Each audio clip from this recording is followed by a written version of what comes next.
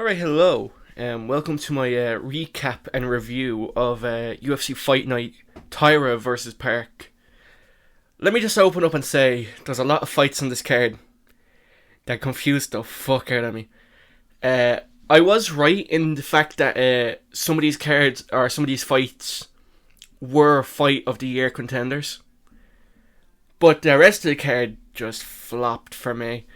It didn't, none of the fights, I was never on the edge of my seat for most of them. But we're going to get straight into it. We're going to go best to worst in terms of fight quality. Tatsuro Tyra, really surprising performance. I expected him to kind of struggle with the striking. But no, just found the chin of Hyung-Sung Park early, hopped on the back, kind of rode the round out. Next round, instantly get the takedown, jump on the back, get the neck crank. I don't think it was a rear naked choke. I think it was a face crank. So, good job, Tyra. That has to be some squeeze. Pause. Moving on. Who do I think he should fight next? Do I think he should get a title? No. I think, honestly, what they should do now is just remake the Albazi fight. And then the winner of that gets, a title shot or something. Because I don't think, a win over an unranked prospect is enough to, get yourself a title shot. I know the Ian Gary syndrome is going around, but moving on. Rebecki versus Chris Duncan. I have no idea if I'm mispronouncing Rebecki because I hear 8 people say it differently. Rebecki or something like that. I don't know. I'm gonna call him Mateus. I called this fight to a T. Chris Duncan just hits differently, and I expected him to get knocked down at one point, and he did, but it wasn't as bad as I was expecting. I thought he'd get knocked down badly, and then recover and ride the round out.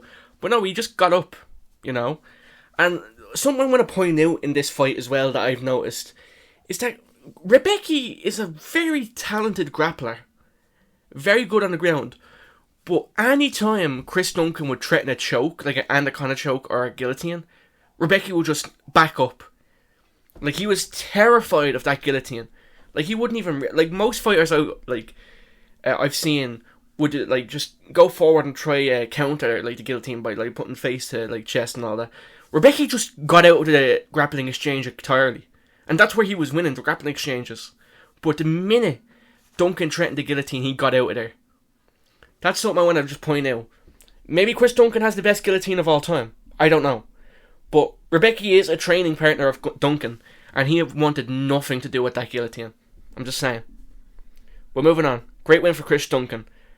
Also, this is the first fight in the fight card I've seen with 2 fight of the nights. I don't know if there's one back in the day with the Unk Manias and all. I don't know. But great job, Chris Duncan. New lightweight prospect. Who does he fight next? I say give him a ranked opponent. Give him a number 15. Give him the loser of Rufy versus Santini. I see that being a great fight for him. So, because he's going to need a while to recover anyway. So the loser of Benoit Santini and Mauricio Rufy. That's a great matchup in my opinion. But moving on. Now, the Rivic fight. Yeah, this also got fight tonight. A very good fight. The UFC website once again being the best website of all time. Great fight. They were even on total strikes, but Rivic just landed the more powerful shots. I believe he knocked him down in round 1. I believe. Yeah, no, he did. I don't need to check. But nearly outstruck him every round. I think there was an argument for 30-27, but it was a clean 29-28 in my opinion. I saw some people say Brener won. That's just wrong. I don't know what fight they were watching. It was a good fight, but Rivic cleanly won that. Undisputedly. He won that. Without a doubt. When that fight ended, I was like, okay, Rivic, easy 2-1, maybe a 3-0. There was no, thought in my mind where I'd say that was an Elvis Brener 2-1 easy. Never. Never did that cross my mind after the bell rung. And I was right. I think he got a 30-27 card, so that was fair. Maybe I wouldn't go 30-27, but I'd say clean 29-28. But moving on. Now this fight. I swear to God, I was at it, this fight is one of those fights where looking at the screen while the fight was on, it was like it actually hurt my eyes. I couldn't watch this for longer than 10 seconds at a time. I need to take a 20-second break of looking. So I missed some key details. But after round 1, I couldn't look for longer than 10 seconds without going, oh Jesus, and start crying. I fully, after the Magny fight, I was like, this card is cursed. Okay? And this was an example of how I was feeling. I couldn't look at the screen. I just couldn't. I thought I was cooking with the Cornolle pick. I just didn't expect it to be dog shit. I should have seen this coming. I picked against her for the Haley Cohen fight, and I knew she was shit, but I didn't think Rosa would be the person to fraud check her. It is what it is, I guess. Bad pick from me. I'll do better. Moving on. And another crafty unk pick. I can't even be mad at, like, people be saying I'm all about unk mania and I didn't pick Neil Magny. But the thing is, Dos Santos is older, so my logic was not flawed. It was logical. He used to unkier unk. But I guess Neil Magny's body is physically older, and he got the W tonight. Yeah. Who's next from? What's the question? Yeah, great win for Neil Magny. We're going to give him Protez in the co-main of a fight night. He deserves the rematch. What's the question? Moving on. Danny Silva versus Kevin Fleos. Some people were trying to convince me that Kevin Fleos was not a good prospect. I don't know what they're smoking. People were like saying, oh, he struggled in that fight, but no, he didn't. Like, yeah, he couldn't knock him out, but not once did he struggle. And by struggle, I mean was like desperately trying like his hardest to win. That was a clean 30-27. None of those rounds were that close where it's like it could go either way. Danny Silva was just chin-maxing and taunting at range. I don't know what people were saying. People were saying, remember me? I saw someone say there was a robbery. That was crazy. Crazy. That was the cleanest 30-27 I've seen in my life. Maybe one of the rounds was close. But I don't know. I see so many people saying, like, underrating Kevin Fleos. And he didn't get the knockout. But he proved he has, like, a wrestling base. He threw a high kick in there that was pretty clean. You know, the only thing I'd like to see from him is more leg kicks. But then again, he's 23. He's about 7 years until his prime ends. 7 years until his prime ends. 5 years until it starts. This kid has potential. I don't know what people are smoking. Clean Kevin Fleos. I'm more impressed with that than I am with, like, a round 1 knockout. Again, Danny Silva just, like, taunting at range. I'm gonna rant a little bit right now, because this has been bugging me. I hate these fucking... It started with the Diaz brothers. I hate these fucking guys who can easily make a fight competitive if they want to, and then just decide to chin-max and taunt at range. It's not gonna get you fucking points. If you taunt while you're winning in a dominant position or outstriking your opponent, then a taunt would be like necessary. But if you get hit with an overhand and then start doing the fucking Harlem Shake, that's not going to get you fucking points. It annoyed me, because I was like, he could easily try win this fight, and he probably wouldn't have, because Kevin Fleos would probably counterpunch and probably put out cold. I think that's why he was doing it. But he's just making a show of himself, in my opinion. Just making a show of yourself. It's like, you get nothing from it. You get nothing from it. Alright, that's the rant over. Danny Silva, what's the question? We're going to give him an Ngannou. Yo, what's the question? Moving on. Rinya Nakamura versus Nathan Fletcher. It was also a crafty pick from me, but I got it wrong. I genuinely think, I 100% think that was a fluky one. This is the only fight of the night where it's like, that was so fucking fluky. I 100% believe that Nathan Fletcher could have won this fight if that, like, body kick wasn't so fucking brutal.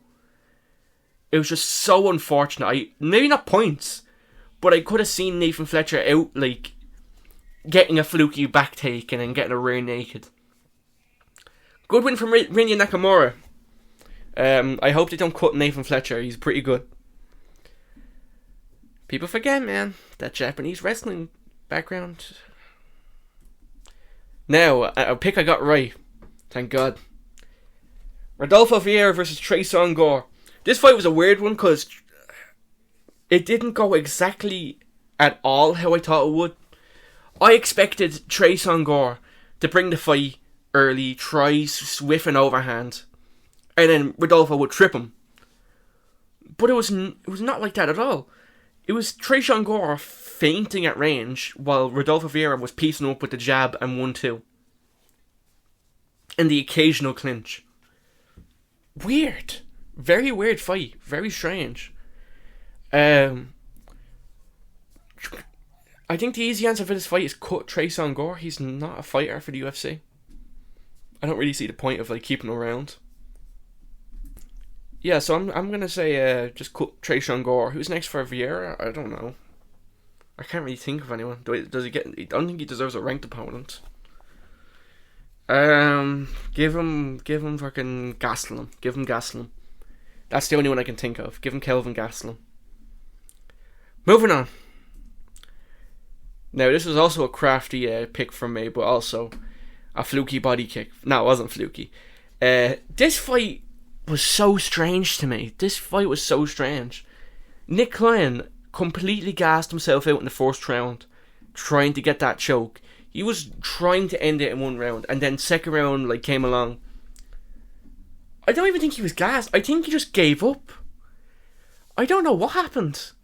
He just kind of stood. He didn't even fight back. He just stood there and let Puliev beat him up. So strange. So strange, man. Good win for Puliev. Maybe there is some hype in this prospect. Who does he fight next? Give him Neil Magny, I guess. I don't know who he should fight next. Nick Klein probably cut him. I don't know. Moving on. Now, finally, a first round finish. We didn't see them often in this card, but Austin Bashi, he's here to redeem American wrestling. And by redeeming American wrestling, I mean crushing cans until he gets to a fluky top 10 fight. And then gets fraud checked by like Christian Rodriguez. Do I see Bashi going fair? I think he can. But I think this fight is not at all a good indicator of how good Bashi actually is. Because Yannis did nothing. Yannis did something. But it wasn't quality shit. It wasn't something to make Bashi think. I'd say make the rematch with C-Rod. I think that's the good fight and good test for him. Rematch between C-Rod and Bashi. C-Rod just lost. Bashi just won. Do the rematch. I don't see why not. But moving on. I just don't rate this win at all. I just like anyone could see this coming a mile away. So moving on. Rafael Esteban versus Felipe Muniz. This was also a very kind of one-sided. These fights are not boring, but it's just one-sided. So it's like you're just watching a beatdown for like 3 rounds. Very sad, very sad. It's not a good watch. I will say that it's not a good watch, and it did hurt to watch. Like I feel like my eyes were physically rolling into the back of my head. But great friend from Esteban. He said knockout late or decision. I'm not mad with that. But moving on. Pierre Rodriguez versus Ketlin Souza. I will never forgive people who tried to convince me that Ketlin Souza would win this fight. Yeah, that was an easy 2-1 Rodriguez, I thought. I don't know how anyone could give that fight to Souza. In my opinion. When I was watching it live, okay, that's a clean 2-1. But no, it was a split decision. Strange. Like, they were even on strikes and then 7 takedowns of 10. Like, come on now. Let me look at the stats real quick. Round 1. Easy Rodriguez round. Round 2. Easy Rodriguez round. Round 3. Maybe Souza, maybe, but when I watched it live, I was thinking that is a Rodriguez round. I just think the control time, they were even on significant strikes, and then the 2 takedowns. I don't really see what the issue is. I don't know. It was a close fight, but I think it was a clean 2-1. But yeah, I guess these prospects go on to do something.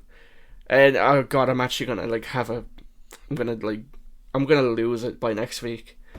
I'm praying to God next week's card is just a sleeper card and it's just fights of the year candidates. I don't care if it's fight of the year, just have someone be rocked. You know, just have a bit of damage in a fight. I think all the damage in all the fights went to Rivic and Duncan. And a bit of Tyra. But yeah. Great fight. Thank God it's over. I overhyped this card. I thought it was going to be a much funner card than this. I apologise, people. But what's the question? Yeah, we're going to do 85 more Apex cards this year. Yeah, that's been about it. So yeah, if you want, let me know in the comments what you'd rather. Would you rather another predictions video for next week's card, or would you rather me actually have a fun time and do a commentary video on the Chronicles of Neil Magny, or something like that, or another tier list? The tier list was fun. Moving on. We're all moving off from this. See ya.